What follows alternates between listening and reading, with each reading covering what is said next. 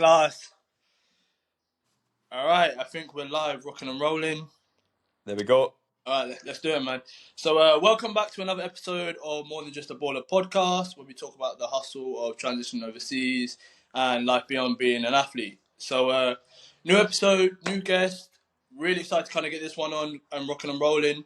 We've all been here, we've all at different parts in our journey, but he's still in the mix and he's got a quite interesting story. So, I really want to kind of dive in, give some value to the guys and the people who are coming through to kind of just give a perspective from your side. So without further ado, I'm going to introduce my friend Lucas Felton. Hello, mate. How we doing? Thank you very much for having me on. I appreciate it. Of course, man. Anytime, man. Anytime. So I just kind of start. I'm going to kind of let you kind of just take the floor a little bit, introduce yourself, tell the people a bit about yourself. You know, just your name, nationality, some of the teams and clubs you've played for in the Yeah, States, and then just take it from there, man. yeah, 100%. So my name's Lucas Fenton. Probably about a year and a half ago, I decided that I was being a little bit selfish by not posting too much content about sort of the journey I was having across in the States. Love that. I felt like I could have done with a person sort of like myself before I came across to the States. So I thought, when's a better time to start posting some content when you've got all these like amazing facilities and experiences sort of happening? So kind of locked in on that. But then obviously from a football point of view, decided I was going to come out to America. Got injured just before I came out, so ended up heading out to a junior college. Did 2 years there, was the captain my second year. The team did well, which I was really fortunate about, to be honest. Well, And then I got my move to D1, which was obviously a goal of mine. I did 2 years there. I thought actually I was done last fall, but I got an extra year of eligibility thanks to being at JUCO. So I'm now transferring to Stetson University down in Florida to complete my MBA. And then at the moment, I'm playing for West Texas FC in the MPSL. So that's around the fourth league, fourth tier in America, if you're familiar with that. So yeah, really enjoying it. First time I've done a proper summer away, and yeah, getting to do little things like this with Michael. So can't wait. no, classmate. Honestly, even just you're shedding some light on that come up. There's even things that I didn't know and stuff like that. So really want to kind of just jump into that, man. But before we kind of get to the US side, I always like to kind of take it back to your earliest kind of context. Of Of course. know where you're coming from back in the UK, obviously Scotland. You just kind of just give me a bit of a context about your earliest days playing football, the kind of come up from. Yeah, 100%. So, I started playing when I was really young, as everyone does in the UK, you know. So, but my dad wasn't too quick to put me into a team. He just wanted me to enjoy playing. I'd play with my friends at school. I'd go to like sort of mixed games on a Sunday and stuff like that. But I was never really involved in a team. And then I think when I was around, I want to say 7 or 8, I signed for the local team. It was a team called Elgin Star actually. Yeah. Um, Played there for just about a season. I scored quite a lot of goals as a kid. I know it doesn't mean much, but I scored a lot of goals. And I started to get a little bit of interest from some pro clubs. So the first one was Heart of Midlothian up in Scotland. So went across to sort of their like regional centre, did well enough there, and then got invited in. So I was in training there. And then just as I thought I was about to get signed there when you're like 9 or 10, which is crazy. It never quite happened, so I ended up going in on trial with Dunfermline, which was the team I supported at the time, Oh, and I signed there. So I ended up playing there for around, well, I want to say about almost 7 years. In that seventh year, I got invited in to train with the reserves, so that was really my chance to sort of push and get a contract. Unfortunately, I wasn't offered a new contract at the academy, so I went and I trialled at a team called Dundee, there in the Prem in Scotland, yeah. and a team called Alloa, they were in the Championship at the time. Did well enough there. I actually got offered to sign for Alloa, but I wanted to try something new. I was kind of not falling out of love with it, but I feel like I'd faced quite a lot of rejections in that previous sort of 6 months, and I felt like I just wanted to go somewhere where I was wanted. So I signed for a team called Kelty Hearts. They were on a bit of a come up, which I felt was a good moment. Barry Ferguson was the manager. I don't know if you're familiar with him, but Oh, he was the Rangers captain. Obviously was just the Rangers manager recently, so I thought it'd be good to sort of be around him. I got a session with him, so that was good. And then yeah, I got a little injury sort of in my first season at Kelty Hearts, which kind of halted the progress and sort of goals I had for myself. So I just felt like I just wanted a shake up. Had the injury, and I decided that America might be a good option. I'd been to the trial day. Actually, I went really young when I was around 14. My dad took me there, just to sort of make me lock in for my exams because he knew the academic side was important. of So course. it was kind of a seed that I thought might happen. My friend Thomas, actually, which is strange, he's a year and a day older than me, but we're in the same year at school. Mm, He went to the trial day with me and ended up going out the year before. So he was a bit like the guinea pig, you know. So I was yeah. able to kind of see how he got on. So yeah, America was always sort of on the back burner. And then when I wasn't offered a contract and I got that injury at home, I thought, right, if there's ever a time, now's the moment. So as I say, just before I was about to gather all my footage, I took a little injury, which meant that JUCO was really sort of my only option. And then headed out to Genesee. So that's kind of how it all came about. It was always in the works, thanks to my dad. I'm really grateful for that because I don't think I would have got as good grades and stuff like that had it not have been for the America sort of carrot on the end of the stick. But yeah, it gave me a really good backup plan, which is basically turned into Plan A. So yeah, That's solid, man. I love that. I want to kind of touch it for you because it was a different experience for myself, like where I don't think it was common, but like I know you said you had the one friend, but was it like a common thing that you were seeing a lot of people doing coming through the works? You know, saying that this was a no, viable. I know you said you had the help of your dad, but yeah. No, I mean, not really. To be fair, I was pretty fortunate because actually my granddad, he. There's a club in the fourth league in Scotland. They're called Forfar. And he was reasonably high up in the club. He was the vice chairman at one point. Always been a director since I've known it. So I loved that as a kid.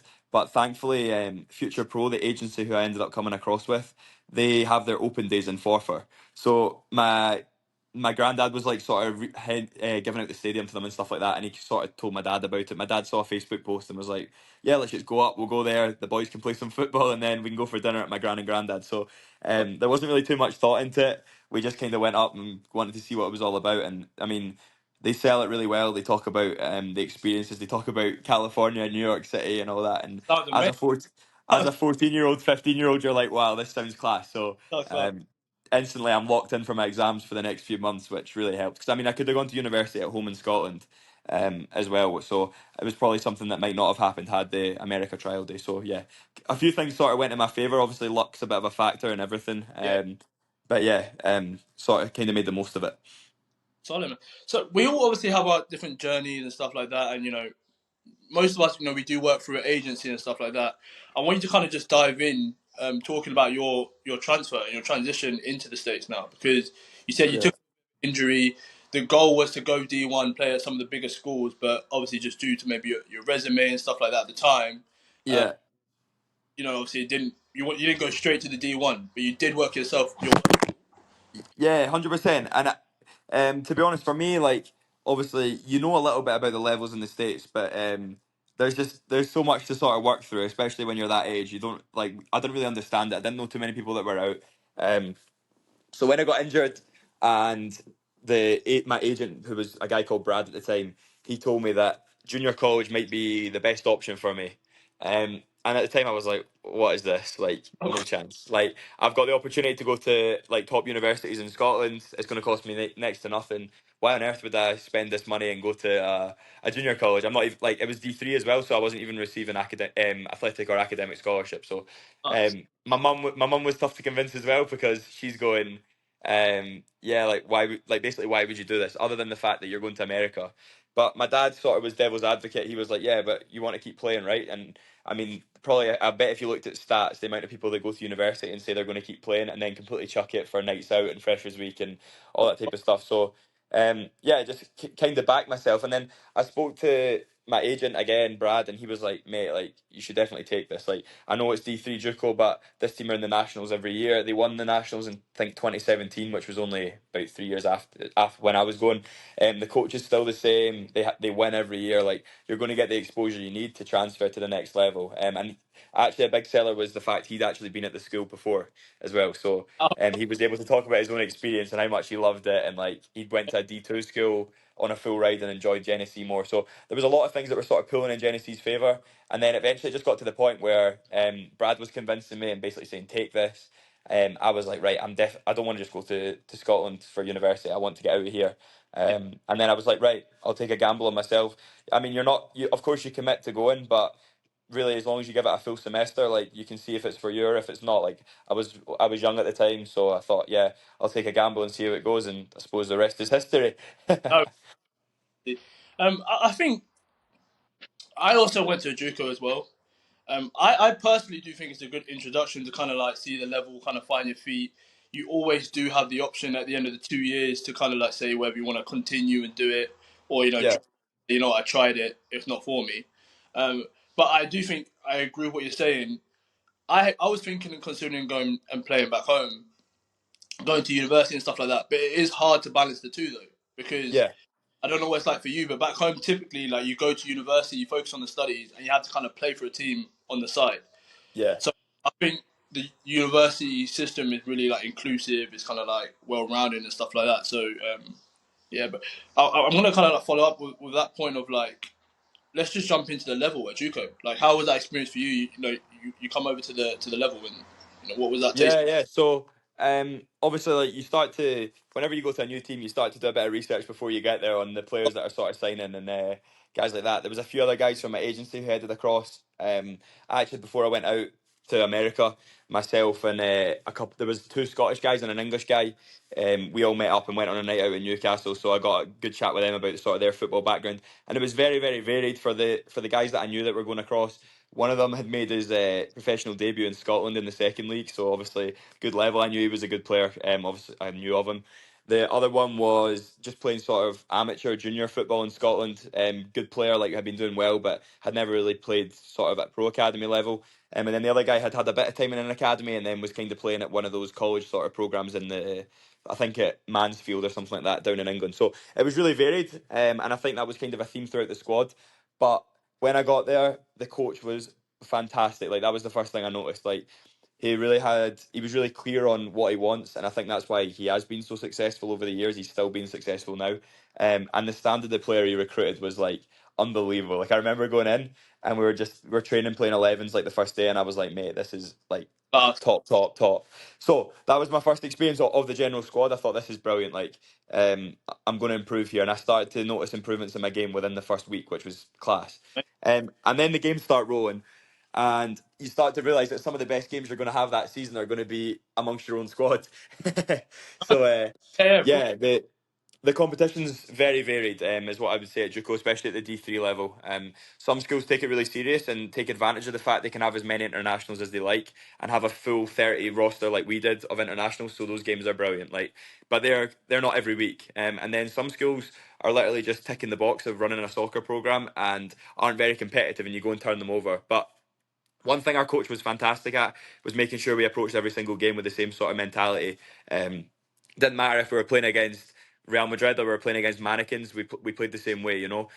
So the standards were kept high. So those games when we won, they were actually still enjoyable, which I think can be rare because when we were playing the right way, we were playing good football, and getting like playing how we would in a normal game, which was great. So yeah, very very standard. But those games that you have in your calendar at the start of the year where you know they've got all the internationals and they're doing well and they're high ranked in the nation, you can't beat them. So it's all about preparing for them amongst your squad, and having the best blend for when those games come. And then obviously both years at JUCO too, I got to the nationals. So when you get to the nationals, the level is really good.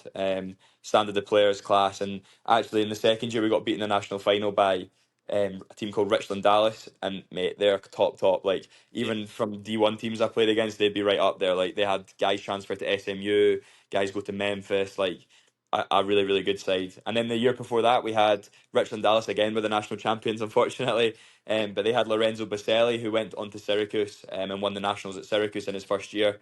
Sergio Buena was at Real Madrid before he came to Richland Dallas, and then he ended up going D1, I think, at Tulsa, or Kentucky, I can't remember. But yeah, so you're playing against top players, but you've got to earn the right to play there. You know what I mean? And I think the way to get to those national tournaments is by treating every game the same and having that drive amongst your own squad to make sure that you're top shape by the time the national tournament comes. So yeah, that's what I'd say on the level. You're not going to be playing against top teams every week, but it's sort of the mentality of your program is how far you'll get in the nationals. Yeah, definitely. So you're definitely an advocate for JUCO, and you think it exceeded your expectation, because I do think a lot of people hang up on the level, like JUCO, it's not D1 or da da da da da, but you're going and you're rooting for like the level of Yeah, yeah, mate, 100%. I mean, some of the guys I played with are some of the best players I played with at college. Full stop. Like, we had guys that played at Crystal Palace's academy.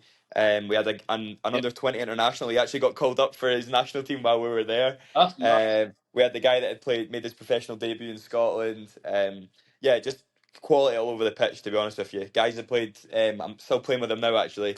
Who was at? He was playing in Germany in like Bundesliga academy. So yeah, like the standard of player was definitely not an issue, and technically the guys were great. I think we ended up having 8 guys within our starting 11 that got offered good scholarships at D1 school. So yeah, the level was definitely there, even though on paper it probably wasn't what you'd expect. So Yeah, no, and I think just in general, this, and not even just as a soccer thing, but JUCO, everybody's looking to go somewhere from JUCO. Realistically, no one's going there to be 2 years and done. So I think the mentality around all the sports is fantastic. Like the baseball team are always in the gym, lacrosse, us.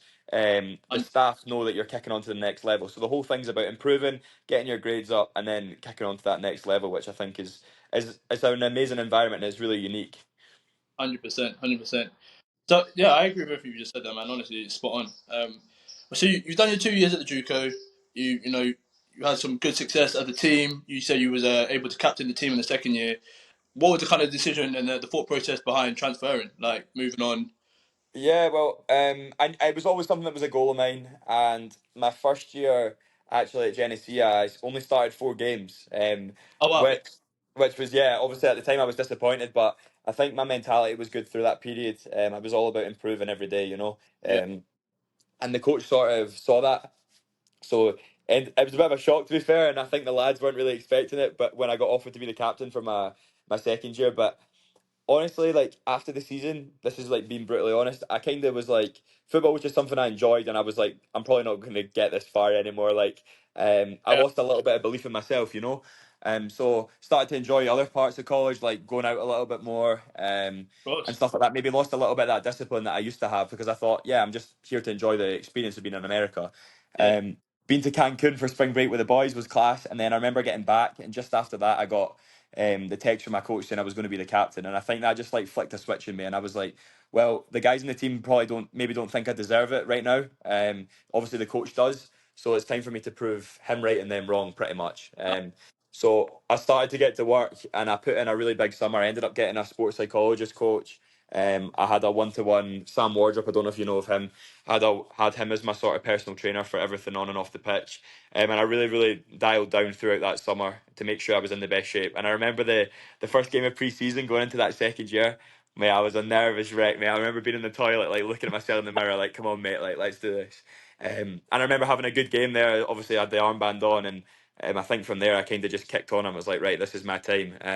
And I knew that the season was really crucial because if I didn't perform, it might be back home, and that was the last thing I wanted. Like I wanted to make sure I stayed out and had the opportunity. So worked my balls off. To be fair, that second part of the year, kept my GPA up nice and high, and was busy on the emails, and yeah, things started to sort of go my way. I think after that moment of giving me the captain's armband, the coach doesn't really know how much it meant to me and how much it sort of was a massive moment in the sort of journey I'm on now. So yeah, from there the switch flicked, and then I was like, right, let's get this sorted. So that was that. No, it's class. I do it. Yeah, 100%. I think it was a similar thing for me actually. I was captain the second year as well. You do take it seriously. You do kind of put your foot on the gas of like, this is kind of, you don't want to say do or die, but like I need to kind of perform. I need to kind of step up to the level because Yeah. this is really going to be the avenue to kind of get me to the bigger school, which was the vision when we come out. To get the transfer to the big school, the big facility. Yeah, 100%. And I mean, for me, obviously, from where my expectations kind of were the year before, um, just transferring was going to be like a good thing for me, you know. I wasn't really sure of what level I'd kind of reach, and I remember speaking to my coach even after the season. I'd had a good season. We got to the national final, and I was like, "What sort of level do you think I should be looking to go to?" Or maybe that was just before the season, actually. Anyhow, he said, "Oh yeah, NAIA or D2 would be good. I think you get a lot of scholarship money there." So my thought really wasn't really on D1. Obviously, it was an avenue I was going to explore because why not? You can Yeah, just chuck a few emails out there. But it was never something that I really thought was possible for me until kind of the end of the season when I started to see other guys in my team get a little bit of interest too, and I was like, hold on, if they're getting some, surely I can get some too. So I started to send a few more emails, and then yeah, yeah, threw some stuff at the wall and hope some stuff stuck. You know. yeah. Love that. So you've done your 2 years. Obviously now you're sending out these emails and stuff like that. You've transferred. Um, I want to kind of talk to you a bit about. Obviously, we're talking about our story, but what should kids be looking for? Like, what for those that are watching, like, what are some things that you would tick off saying, like, you've come out to JUCO, you've come out, and you transferred to a big school. what are some like primary things that kids should be focusing on to get the best out of their experience? Yeah, 100%. And I mean, the first thing I'd recommend to anybody, like, when you get an offer, like, be respectful of it. Like, when you get interest, be respectful of it. Like, don't write it off, because if you do that, you can miss out on some fantastic opportunities. Like, I know guys who had offers from my original JUCO who I speak to now, and they're like, "Oh, I wish we just gone there. We should have gone there." But at the time, they disregarded it and just went to a 4-year school.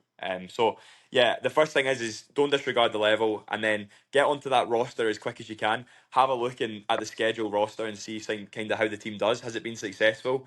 And then go and find someone from your nationality in the roster if possible, and drop them a message, because players don't really owe the program much. If they've had a bad experience, they're not going to lie. So, or if they had a good experience, they're probably not going to lie either. So, yeah, the best thing you can do is find someone from your nationality and just drop them a message and ask them about their experience. Yeah, that's I it. think that gives you the best gauge of sort of where you're at. Like for Genesee, for me, I messaged a few lads and I had really good research, so I knew it was going to be good. Like before I got there, it kind of exceeded my expectations. Don't get me wrong, but I knew it wasn't going to be bad. In terms of Niagara, I probably rushed it a little bit, to be honest. Like Yeah, I got the D1 offer, and you have a bit of pressure to accept it and stuff. So I was like, right, okay, I hadn't even visited the school, nothing. I was like, right, I'm doing it. I'm going D1. That'll do. So I probably could have been a bit more thorough in my research, and that did come back to bite me maybe a couple times throughout the experience. yeah, So that'd be my biggest bit of advice: is just get your own research done, and maybe don't do what I did. I understand like sometimes timing's everything. You've got to just take what you have. But yeah, the more research you can do, the better. And I think for me, like the best people to give you that advice are going to be people that have previously been at the school. You'll find out about the academics, you'll find out about the team, the coach, and all that type of stuff. But for me as well, the last thing would be the coach is so important. Like you don't really understand until you do it. It's not like at home where you only see your coach 2 or 3 times a week. Like you see your coach every single day. He has an impact on what's going on socially. He has an impact on this and that, the recovery, yeah. eating, all that type of stuff. So really want to test the character of the coach and find out sort of what they're about. You can chat to them, but you've got to remember they're trying to sell you the program. So be a little bit skeptical. There's nothing wrong with that. And then make sure you talk to the players, because they're going to be the most honest guys probably there. So yeah, that'd be my advice for anyone. I think that's one. I've said in previous episodes, so I'm really glad you kind of echoed that. You know, just like really speaking to the guys. You know what I mean? Kind Yeah. of going into an environment. You know, you're gonna hear it from the people that really lived through it. So literally, I'm glad you kind of reinforced that. So what was the biggest transition now? You've gone from JUCO to the 4 year. And I know you're a big promoter of like the perks, the facilities, and stuff like that. So yeah, go ahead and talk about. Yeah, yeah. Obviously, the perks is the stuff that you're going to put on TikTok in it. So that, I mean, that's just half the thing. That honestly, the novelty of the perks sort of wears off after the first month. I know it sounds ridiculous. Like I'm still obviously was grateful for it Yeah, throughout. But I wouldn't necessarily be signing for a school just because they have nice gear or they have a good pitch. You know what I mean? There's a lot more that goes into the experience. So that would be sort of my first bit of advice. Secondly, I know it's a kind of going off on a little bit of a tangent, but every level has good teams. Every level has good facilities. Every level has amazing coaches. Every level has amazing players. So, again, back to what I just said a minute ago. It's all about your research. Don't be arrogant and write off a program before you're done. Some really good Division Two programs that would compete very well in Division One. There's some great NIA schools that would do the same. So, if you're getting other benefits like academically, money wise, and stuff like that, like it's not necessarily D1 or the highway, which I feel like a lot of people say. So but yeah, obviously coming in from JUCO, like at JUCO we used to train in like Man United kits and stuff. We only had one training top, so going from that to having like 4 or 5 was nice. We have a nice locker room which belonged to us. You get a lot more free things as well, and just the way you get treated with like in terms of having strength and conditioning coaches, perks like food and milkshakes and stuff afterwards. But as I say, it's the culture over everything for me. I feel like the environment that you go into, it doesn't matter what clothes you're wearing, it's more about the people that are there. So yeah, of course I post and you sort of flex the stuff that you get given on TikTok, but as I say, like behind the scenes, that's not really what matters. And a lot of schools, no matter the level, have that type of stuff. So yeah, obviously enjoy it while you've got it, make the most of it, enjoy the recovery and all these extra things. But ultimately, it's going to be the people and your sort of attitude that make the experience anyway. No, 100%, man. I agree with everything you said. Um, it's all right. So I'm going to jump in. It's always a difficult question to answer, but I do think a lot of people want to know. Especially, we've lived it, gone through the experience. But those are like considering coming over to the opportunity, they're kind of thinking, oh, what's the level comparison to back home? If I want to go pro, Yeah. there might be a better pathway for me here because people consider the UK the mecca of football or whatever. How would you compare the level from the US collegiate game in comparison to back home?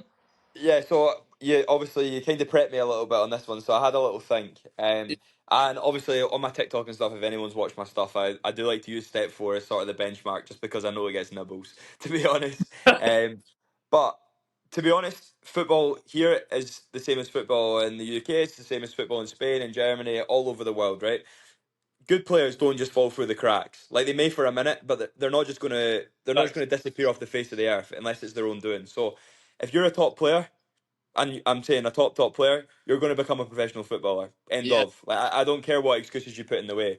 If you're not very good and you've been kidding yourself on, you're not training hard, you've come from a low level, you might continue to plummet down to a lower level. The US has professional game. You can get drafted. You can play at a Division One school. You can play at a Division Three school. You can play at JUCO. There's levels for absolutely everybody, and obviously the top players are going to end up at the pinnacle. I mean, look at now. Look at the scale we've got. We've got guys from local American guys who are just looking to play for some fun, and then on the other hand of that, you've got the opportunity. You could go and play for Inter Miami with Lionel Messi. So if you're complaining about the level, I feel like you've got to take a look at yourself. If yeah. you're good enough, opportunities will come your way. And yeah, I know there's a few things in the way with obviously being an international in the States. Like it's not that easy just to walk into these professional clubs. But you're not going to walk into a professional club anywhere in the world.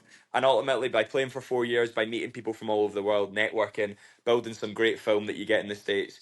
You're going to have the opportunity to connect with agents, connect with scouts, connect with coaches from across the globe. So, as I say, the world's your oyster once you graduate and once you start to get to the end of your career. So, as I say, it's really what you make of it, because you've got the guys that are local lads and you've got Lionel Messi. So, find where you are in the scale and work up to the level you want to reach. Honestly, mate, you're preaching, and I say it all the time, you know what I mean. But to hear other guys say it, the level, because to be fair, I myself guilty as charged. You come out here and you hear these myths and these misconceptions about the standard and stuff like. Yeah, Like I think what you said is just like A1 is in the sense of if you can play, you can play. You know what I mean? Unless exactly. you play here, you know what I mean. And if you're getting into the bigger schools and the competitive schools, like the standard is like on par. Yes. Some places better, and you're getting all these different kind of facilities and stuff to you're gonna get the resources, you're gonna get the massage beds and stuff like that. Kind of like mimicking like the pro level, even at the collegiate. A Yeah, 100%, and I mean, even for me, like from my experience, I think my first start at Genesee at junior college, I played against a team of Americans, and I'm pretty sure there was a baseball player in goal because they didn't have a goalie, so he was rooted to his line and we're banging in the goals. And then I went for my first game at Division One. We played against Akron. We lost quite convincingly, to be fair, but they had 4 guys from that team drafted. So if that shows you sort of where you can get to within a 2 year period, if you have the right mentality, you take care of those grades and stuff like you can reach the level that you're going to reach. I think you can look at it the other way too. Like I could have gone to JUCO and been like, "Oh, level's rubbish. Like I'm just going to go out drinking with the lads, enjoy America and that." And I would never have got that experience I got 2 years later. So all uh, about the individual, and especially now with the ability to transfer multiple times, it's getting easier and easier. There's a lot more incentives for schools to have players and move them on, and vice versa. So yeah, there's no real excuse for your starting point being your ending point, unless you want it to be. yeah. Before I move on, because you did talk about the transfer pool, which I want to touch on with you. Do you think the US collegiate game is better set up and better structured to incentivize kids to go to the pro level in comparison to back home? Now, what's your thoughts on that? Yeah, I think obviously I'm looking at the point where I sort of entered the States. I think there maybe could be a slight bit more done prior to that, to maybe encourage the guys that are really good to just be footballers. And I know for me personally, like I've enjoyed balancing the two. Yeah, And I think for a lot of people that's the right decision. But obviously you do have these like unbelievable kids where maybe they would benefit from just getting into a professional environment yeah, yeah, quicker. But the US is developing that side, and that's ultimately not what we're talking about. But no, I think in terms of the opportunity to come in and be professional, it's certainly there. The yeah. level's good, and as I say, you can make that rise through, and you'll end up competing with the guys. that are going to be up for grabs. So you like I had the opportunity last year. I played against Syracuse. I played against Akron, and these are all guys that are probably on the fingertips of the professional clubs and have been there previously. So yeah, have the opportunity every week to have a good game and sort of catch the limelight. So yeah, the pathway is definitely there through college. It's a little bit unique, something that I really enjoyed because no player's going through the collegiate system and then leaving without a degree. You hope so. Yeah, yeah. That's really really helpful, and I think it can sometimes build a bit of freedom into your game because it's not life or death like it is for some guys at home. I remember when I was 16, it was like guys were chucking off school to get their extra practice in Oh, to go to training. But obviously it seamlessly balances, so you have the best of both worlds, and I think it kind of gives me it's giving me peace of mind. As much as obviously you're chasing the dream of signing a professional contract, like if that doesn't quite happen for me, look at all the other things that I've got for me now that have kind of been through that mode of transport that's football. So yeah, it's definitely a good balanced opportunity for anyone. no, definitely, definitely. So I want to jump on it, just backlogging because you did mention it briefly. I know you said like you said at the beginning, you've transferred from JUCO. Now you're Yeah. grad year as well, so you transferred again. I'm a bit of an old head now, so I've been out of the game for a couple of years. Things have changed a little. You're Things, a vet, bro. You're a yeah, vet. man, I just come out of retirement and do a little ticky tack in the middle. Uh, but now I know obviously with you transferring again, things are a little different now. The transfer portal being kind of a new thing. Yeah, yeah. Even me, like, what's that kind of process like? What, how do you go about best maneuvering that space? Yeah, so I mean, obviously, when I transferred from JUCO, it's completely different to be fair because at JUCO you're allowed to transfer. Like everyone knows you're going to try and transfer, so you have the full backing of the guys in your team, the coach, the athletic director, any connection. So the transfer process starts a little bit earlier than it would if you were transferring from a 4 year school. So I was able to start reach out to some schools right after my first year, even though it wasn't so good, but basically kind of telling them, oh yeah, I'm going to be the captain of this team next year, blah blah blah. Right. So they can then keep an eye on you throughout your season and keep in contact. You can send them links to games. It's almost like dating, like you're just kind of flirting with the coaches, trying to make them watch your game, keep an eye on you, and remember you by the time the season comes when they can actually sort of start to talk money. So yeah, that's kind of the first part, and then the good thing about junior college is coaches know it's an easy transfer too, so you do actually get a good bit of exposure. Yeah. You're a good option for schools because you can come in, as long as your GPA is high, you're going to come in and get a good amount of academic scholarship as a transfer student, and then they can sort of supplement that with a little bit of athletic aid as well. So that was transfer experience number one. It took a little bit longer at JUCO because especially coaches aren't too convinced of the level. So actually the two main offers I got, one was from the rank 9 team in D2. They invited me down to go for a visit, so I trained with the team so they could see if I was really at their level, Yeah. which thankfully I was. And then Niagara as well, I had to go and play a game with sort of their alumni and stuff like that, just so the coach could see me in person. And then I ended up getting an offer from that too. So yeah, as much as the level, yeah, they can be a little bit more skeptical, so you may have to go and visit, which can take the recruiting process a little bit longer than what I would at D1, where they can just watch. Or at 4 year schools when they can watch like all of your games and probably practices if they want to, you know. So yeah, that was experience number one. Experience number two, obviously, wasn't really prepared to transfer at all. I thought I was done. Like I thought I was graduating, and I was thinking about next steps. I was actually looking at maybe going out to Australia and all this type of stuff. And Okay. then one day we just got this thing saying like, "Yeah, I think we've got an extra year." Me and the lads were like, "What?" So figured it out, and I'm like, I've got another year, so I may as well get a master's degree. Pretty much, I would have wanted a master's degree regardless, probably in the future. But I thought if I can get it while playing, why not? So, I told my coach. My coach was really good about it. I just said, obviously, I've graduated here. I'd like a new challenge, sort of football and academically. The good thing to do when you speak to coaches is more push on the academic side because that'll keep them happier. So that's the one bit of advice. But yeah, then obviously that was my first experience, sort of get put on the portal, the NCAA portal. I remember thinking I had no idea really what it was like, and then I actually got a good Division 1 school contact me like a few hours after I joined, and I was like, "Oh, this could be good." So Okay. yeah, again back to flirt mode. But had my highlights reel ready to go. It was a bit later than what it was at JUCO because obviously I didn't see it coming. Highlights reel was good to go, and then you start emailing. And my biggest bit of advice as well for players is just be annoying. Like, who cares? Like, you've got one chance, maybe two chances like me that I wasn't expecting to transfer. So coaches have massive inboxes. They get emails from everybody. You're not going to offend them by constantly messaging them, pretty much. And I know it sounds like ridiculous advice. Like in the dating world, you've got to play hard to get, don't you? So, but no, coaches sometimes aren't necessarily ignoring you. They just haven't seen your message. So be persistent until you really get a firm no. Once they say like, nah, we're not interested, like, yeah, call it a day and move on to the next thing. But I think it's like doing sales, kind of like you have. It's all about volume. So the more schools you contact, the better, and the more sort of interest you get, the more leverage you have with other schools. Like one of the first questions the coach usually ask you, who else are you talking to? So it's you may as well have been talking to a few schools, so you can say, even if it's just a text there and back, you've talked to them, and they're going to be like, oh yeah, he must be doing pretty well, you know. Right. So yeah, that's an important factor too. Obviously, the portal was a little bit different, but again, it kind of came down to my will to keep messaging, keep coaching, and actually, the move I ended up getting was through a cold call. Like I'd heard that Stetson were interested in me, but I hadn't heard anything from them. So I searched up the name of the coach and his phone number on Google. I found it in like some mad site, and I was like, right, okay, let's ring it. And I did that with a few coaches, to be honest with you. I rang him up, and the first thing he said was, "How have you got my number?" So I was like, just found it on the internet, to be honest. And he was like, "Oh yeah, what's your situation?" So I told him, and he's like a lot of the coaches did. He was like, "Oh, send me your stuff, I'll have a look." And then other coaches I didn't really hear back from, but this one, the next day, is like, "Yeah, we had a look, we liked the stuff," and then yeah, they kind of went from there. So, That's um, hard. ended up at Stetson. So yeah, I mean, yeah, you've got to kind of play a little bit of luck, like make your own luck. There's a lot of good players that miss out on good moves because they think that the world revolves around them, and that for some reason coaches are going to notice them. There's good players all over the nation. Why should it be you? And I think doing something to make you stand out, like a cold call, can actually help you. So be persistent and try every avenue. You never know what could stick.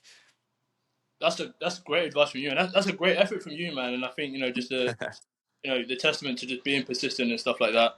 Um, yeah, 100%. that's just a great story to kind of just leave with the guys of like, yeah, sometimes you have to stick your neck out there to really just be seen. Especially if you back yourself, you got the resume and stuff to prove it and stuff like that. Yeah, yeah. And I mean, and that's someone like me as well who, put it in collegiate terms, I've done all right. Like, I got to the national final at JUCO, I was a captain. I then had played like a lot of minutes as well in Division 1. So you'd think, oh yeah, teams are going to be running at me all over. But Hey, that wasn't really the case, you know? It's about you putting your neck out there and reaching out to coaches. And yeah, you're going to be uncomfortable, like everyone is when they have to sort of sell themselves to somebody. But like, what's it going to be like? You're either going to not call a coach and never hear from them, or you're going to call them and you never know what could happen. Like, just take a risk on yourself. And if the well, coach is a dick about it, so to speak, isn't very nice about it, then that's up to them. But yeah, yeah, their job's to recruit players, and you're putting yourself out there. Most coaches love it. yeah, no, spot on, man. Definitely echoing big on the numbers game. If you message 100 coaches, maybe only 10 might get back to you, but then it might be the two schools that give you a serious offer, and those two might be full rides. You know what I mean? At a decent level. Exactly. I mean, I was just religious. Like I actually had multiple email accounts, and I did mail merges, and I was sending like constant emails, constant follow ups, constant emails, constant follow ups. Like, so, Mm. like some coaches may have chosen not to reply. In my opinion, I feel like some coaches are a little harsh and they don't reply. But if they Yeah, don't reply to me, they're going to be getting five more emails, so they may as well say no. yeah, So yeah, persistency is absolutely key. And then once you start to build a little bit of interest, it's just keeping the relationship with the coach, because especially now with so many players being able to transfer, the portal was packed this year. I think a lot of people didn't even find homes, so you've got to be careful. But yeah, just about keeping the relationship with the coach and sort of letting them bide their time without forgetting about you. Had another offer that would have been good as well. That was taking a little bit longer, and then ended up having to just kind of take what I had, which was what I wanted anyway, to be honest. But you've got to play the game, stay like talking to the coach, stay in their minds. So hopefully, when some money drops, the money goes into your account, not somebody else's. love it. Well, you can't take it personal. I've been on the other side. I flipped the script. I've been been on the coaching side as well, even at the college level, and your emails are flooded with emails. You get what I mean? Yeah, Everyone and their mum's trying to email you. So, like you said, just keep dialing in, man. So I'm really glad you kind of explained and reinforced that for sure. glad you got an opportunity out of it as well, man. So that's even better. You know, it feels even Yeah, better. yeah, no, it worked out. But actually, my roommate too. Just to add to that story, I'd got a lot of contacts from people I knew throughout the game, and obviously TikTok and Instagram had helped because I knew a lot of people sort of in the college game now. No, And I got a lot of contacts, reached out to them, called them the lot. And then once I was finished and I'd committed, I was like, my roommate who I'd been with for 4 years, he actually had the same exact path as me, from Genesee to Niagara, and then had the extra year as well. So he hadn't still got his move sorted, and I thought this is something I can help with, you know. So I just reached out to all those coaches and I was like, I wouldn't normally do this, but this is like a lad I've been with for 4 years, top player. You take a look at his stuff, and then he ended up talking to one of the coaches because of it that night, and then again with him, like a week later, he ends up signing for them, and he's going to number 38 in the nation. In D1, so yeah, good move. So yeah, as I say, like it's about persistency. It's about using the connections that you've got, and yeah, I bet not taking no for an answer, if that makes sense. no, good effort, man. That's great from you, man. Great effort. So I kind of want to segue on to now. You know, you're obviously going to serve your season and do your best to, you know, maximize your opportunity at the new school you're going to. Yeah. Have you started thinking a bit further ahead? You kind of touched on some opportunities you was thinking about beforehand, but what does it look like next after graduation? Now that you're at the back. Yeah, we'll see, we'll see. So, for me last year, uh, to be honest, like the season was okay. We didn't have a great season as a team, and I wasn't really fulfilled in terms of my football. Like I didn't feel like I was ready to pack it in or start going down the level. So that's when I started sort of looking to Australia. I'd had talked to a lot of teams over there and had a few things sort of in the pipeline. Yeah. I thought it was a good opportunity for me to experience somewhere new. My girlfriend actually was keen to go and live somewhere warm, so Uh, I thought that might be a good move for me. And then obviously the transfer thing comes up, and I have the opportunity again. So I thought, yeah, let's just explore this and sort of weigh up the two and see what happens. Once I realised I could get a degree and masters, my only goal was to get a STEM degree, because getting a STEM degree, masters gives you 3 years of OPT. So I knew that gave me was really really valuable. So I was trying to. This sounds stupid. I was trying to commit to a team in D2 before I realised that I could actually, sorry, before I realised I couldn't go to D2 because of the eligibility stuff. I was only had an extra year of eligibility in Division 1.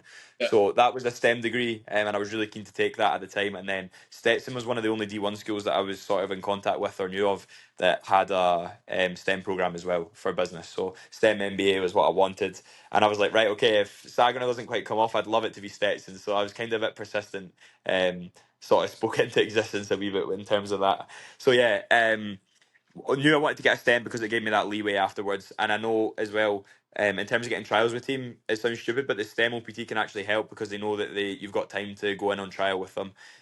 For in terms of work, it makes you a little bit more. A bit more valuable to a company because they know they're not going to lose you in a year. So yeah, there was a lot of benefits to getting that, and I kind of thought as well, if I have to pay a little bit more for that type of degree, then it's worth it because the value that you're going to get in those 2 years is great. So yeah, for me now, I think I've got this summer obviously playing at the minute. I'll have the fall and the spring, and I think once you're in Florida and you're playing against all these massive schools, like if you're good enough, you're going to get spotted, as I've kind of said all along. So I've kind of got the fall, the spring, and then I'll probably do one more summer because I'm in Florida. There's a few good teams there locally. No, See what kind of sticks. If I'm doing really well and I'm progressing and I've got a lot of interest, so yeah, I'll go on trial and take the opportunity. And I would love to sign a professional contract. Don't get me wrong, um, but I've developed a lot as a person, and I think the dream of being a footballer was the dream when I was a kid. The dream I have other aspirations now as well. That I'd love to fulfil the dream of the kid, but that might not be my sole purpose and goal now. So yeah, I think America sort of gives you the platform to go down either route when you're done. I'm going to have an MBA, 3 years of OPT. My girlfriend's American, so we'll see what happens with that in the future. I'd love to start my own business. That's honestly might be more of a goal of mine than being a footballer. But that being said, if I did get offered a professional contract or to go on trial with teams, I would 100% be taking it. But I don't think I'd be willing to give up the USA, like to go and play in like the fourth tier in Romania, let's say. You know what I mean? So yeah, I'm obviously I'd still love to sign a pro contract to fulfill that dream. But if that doesn't quite happen, then what an experience it's been. what a journey I've sort of been on, and I would never have thought this would have happened. Especially when I was lying on the pitch with that gammy knee back in Scotland, you know. So yeah, I'm always grateful for sort of the opportunity, and sort of whatever happens next, I know it's going to be the right thing for me. But I love. I literally was going to ask you that question. I do kind of like, even for me, just like to ask my guest that of like, what is your relationship with the game now? But I 100% relate with you in terms of like just opening up your horizon and being open minded to different opportunities outside the game. Yeah. The game's got us this far, kind of to get our foot in the door. But just kind of knowing that there is more out there, there is more opportunity. Um, now you're qualified, you got to have your masters. There's different kind of avenues you can pivot to now. To Oh, 100%. And I think I'll obviously like football's like I love football. I always have, and I'll always be involved in football regardless of what happens. But I think now fortunately I'm in the position where a lot of eyes can be on me over the next sort of year and a bit. So I'm going to take advantage of that. Don't get me wrong. And if stuff starts to come my way, then so be it. But I think as of now, unless some stuff was to change, and obviously you never know kind of what happens. I'd love to sign a professional contract, but I don't really see myself having a long career in the game in terms of playing. I think there's other things in my life that I'd like to achieve. If that's probably my honest answer as of now. yeah, But yeah, not to say that like you'll see me in training, you'll see me in games. Like I'm Mr. 100%. I'm doing everything on and off the pitch. Obviously, I still want to make the opportunities, and I put everything into football. But as I say, like I'll be satisfied that I've given it my all if I'm not to receive a professional contract, and I've got lots of things in place that I'll provide me with fulfillment, and I'll enjoy it. no, that's a great answer, man. I just say to you, as I said, I'm an old head now. Just enjoy it while you can. You enjoy 100%. when you hang up your boots, knowing that you've left every stone unturned, so now you can enjoy the next chapter of your life or whatever it is. Yeah, yeah, and I think as well that that gives you a bit of peace of mind and a bit of freedom, and that can translate on the pitch really well too, because That's, you know that like regardless of if you turn around right now and smash the ball in your own goal, you're going to be all right. You know what I mean? Like it's not life or death, which is quite a nice thing to have. And obviously the other side of that is you play with a bit more relaxation. You could catch the eye, and then you fulfill that childhood dream, and you're obviously going to be buzzing with that too. So yeah, for me it's. it's a win. I'm very optimistic, and I see either side of it as a positive. No, it's a win-win, man. Honestly, um, nearsighted is kind of like hanging around the states. That's something you want to do. You don't have any thought to go back home anytime soon. Here's the kind of Nah. I think I really enjoy the States. I think there's a lot of opportunity here, and especially in football over the next little while, and also in terms of business related stuff. The whole thing's geared up for thingy. I like a little bit of the warmer weather, and actually, me and my dad were talking about it, and he was like, "Mate, if you can stay there, we'll visit you." So, no, 100%. I think I'm looking to stay in the States. And then one thing for me as well, just kind of back to what I was just talking about, is um, I listened to something probably about a year ago, and it talked about if try and find something that you can potentially be in the top 1% of, and if I really look honestly, like you have to look at yourself in the mirror a little bit. Am I going to be in the top 1% of footballers? Probably not. yeah. Like, probably not. But can I be in the top 1% of another area of my life that I'm good at? Do you know what I mean? So I think it's when the time comes, it's about being honest with yourself and finding what you can really, really be elite at. And I think that's what you'll enjoy the most, you know, especially as competitive guys like a lot of us are out here in the States. No, definitely. Honestly, playing sports and stuff, it does give you a lot of discipline, a lot of structure, and a lot of transferable skills for when you do move on in your life. Anyway, man. So I know you got your hand Yeah, in a few different pies now and stuff like that. Love what you're doing. So you could definitely utilize that in what you're doing. And I think it's important to enjoy what you're doing at the end of the day. And 100%. you don't want to kind of be dragging dead weight and just kicking the ball for the sake of it. Chasing the childhood dream if it's not your passion anymore and stuff. Yeah, 100%. And I mean, obviously, we'll see what happens, and yeah, all it takes is a few yeses and some things to go your way, and you're right back on it again. But as I said, I'll only talk about kind of where I am right now, and Of course. right now I'll sort of seeing what's happening, and I know that I might be a little bit more talented in other areas as well. Yeah. No, that's spot on, man. Yeah. So I kind of want to segue into, throughout the compilation of your experience, what is one piece of advice that you would give back to someone considering the opportunity, even potentially out here that's kind of trying to navigate their next step? What would you kind of Yeah, say forward? the the first thing would be number one would be do it. Like if you're thinking about it, just do it. It might not. It might take a little minute for you to find the school that really fits you. But obviously with the transfer portal, with the ability to connect with guys who have previously been here and stuff like that, you're going to have a lot more rounded view of kind of where you're going. So that'd be the first one. The second one would be come out of your shell and connect with as many people as possible. Ultimately, connections are the aim of the game out in the States, regardless of if it's in football or if it's in business, if it's in getting a job, if it's in school, regardless. So, yeah, even if you're the shy guy at home, come out here and open your mouth. Like, really challenge yourself to do that because, especially with the accents, you know, they can stand you in good stead. Yeah, So, yeah, just I make sure you build connections because they're going to be ultimately what sorts you out. And then just, again, one thing I've kind of developed over the years is I'd say I'm really optimistic. Like no matter what situation I get put in the States, I try and approach it with a positive attitude. And I think having a positive attitude includes being hardworking in the situation too. Like sort of accepting it like what is, because it's changing all the time, especially with rules. And I would never have thought I was even going back to college again next year. You know, so yeah. you may as well. Give everything into what you're doing at that moment in time and sort of be grateful for what you have and the opportunities will come your way. So I'd say that's my three.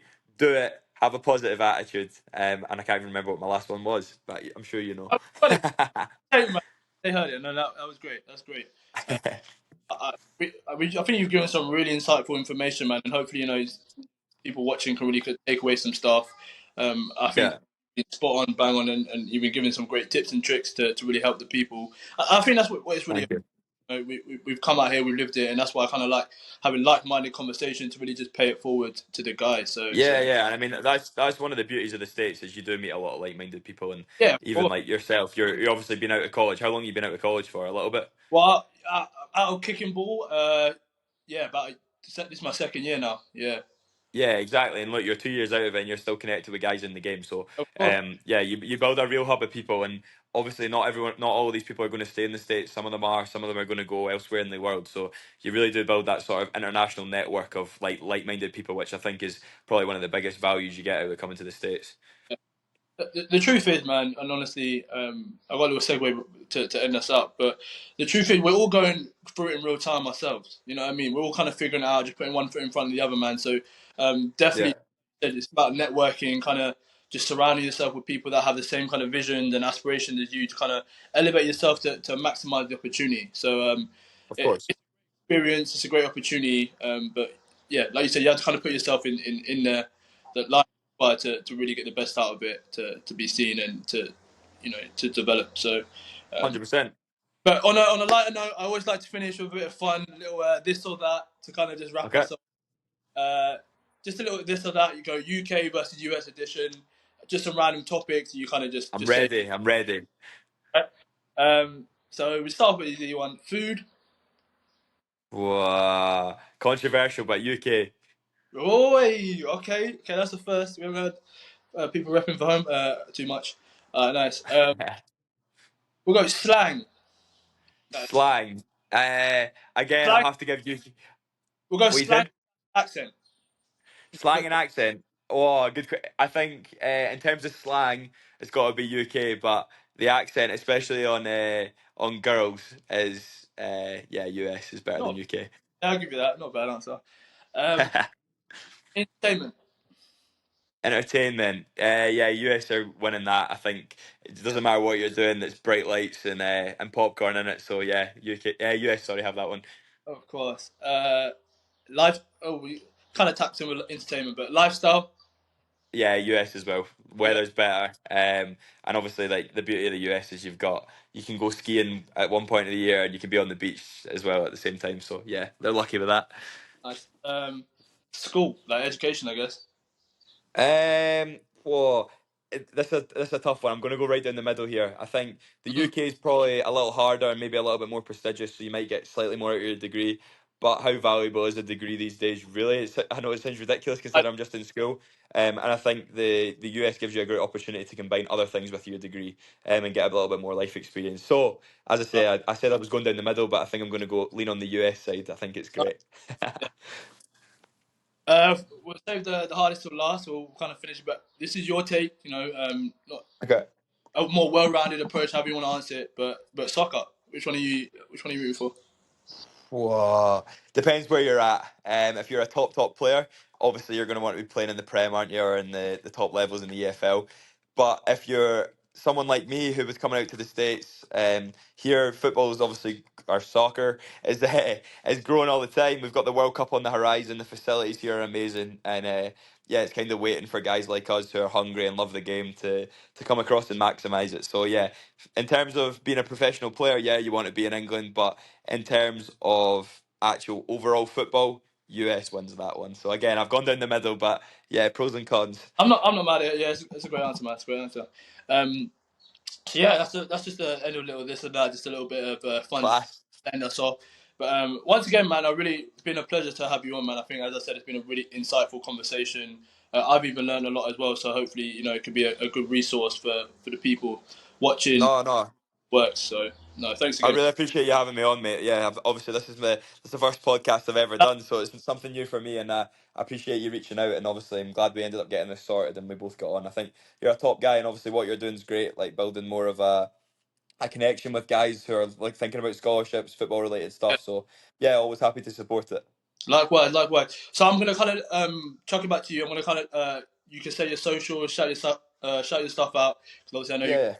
both for people to check out and so on and so forth. So 100%. So yeah, kind of going full circle into what I said at the start. Like I'm trying to really be, in terms of my social media, the person that I wish I had before I came out to the States. So a bit of insight. If people ask me questions and stuff, yeah, it might take a little bit to reply because I'm busy, but I do get back to everybody. I can guarantee that. So yeah, if you have questions for me about the scholarship experience, or you want to just learn a little bit more, you can follow my socials. I'm Lucas.Fenton on Instagram and LucasFenton77 on TikTok. I also have a free community, which you can find in all my bios, which is on WhatsApp. It's around 700 members of current, aspiring, and former college soccer players. So if you are looking to head out to the States, that's a great place to start. It's a completely free resource. I'm in college as an international student, so I can't profit. So yeah, enjoy it while it's there, and get that free value to help yourself start your journey to the States.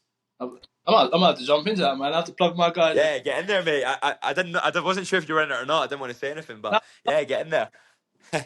be on that, man.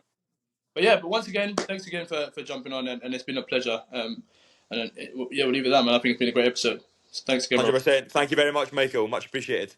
Last, brother. All right.